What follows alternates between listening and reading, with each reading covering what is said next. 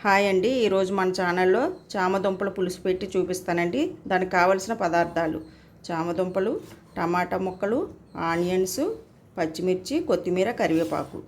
ముందుగా ఇది వాటర్ వేసుకొని మనం ఉడకబెట్టుకొని తొక్క తీసుకొని ముక్కలు కట్ చేసుకొని పెట్టుకోవాలండి. అలాగే కాస్త చింతపండు పులుసు అండి. ఇప్పుడు చేసే విధానం చూద్దామండి. ముందుగా కళాయి పెట్టుకుందాం. స్టవ్ అయితే వెలిగించుకుందామండి. ఆయిల్ పోసుకున్నాను. ఆయిల్ అయితే హీట్ అయ్యింది. ఆనియన్స్ వేసుకున్నాం. పచ్చిమిర్చి, ఆనియన్స్, కొద్దిగా సాల్ట్, ఒకసారి కలుపుకున్నాం.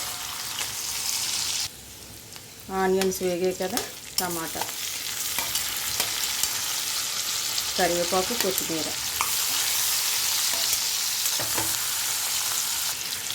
కొద్దిగా అల్లం వెల్లుల్లి పేస్ట్,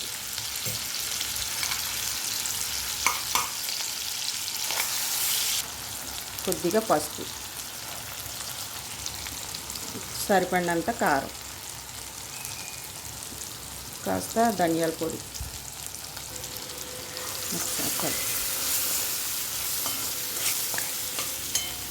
ఇప్పుడు చామదుంపలు వేసుకుందాం.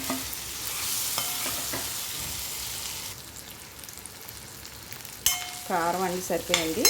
కాస్త వాటర్ వేసుకుందాం. చింతపండు పులుసు వేసుకుందాం.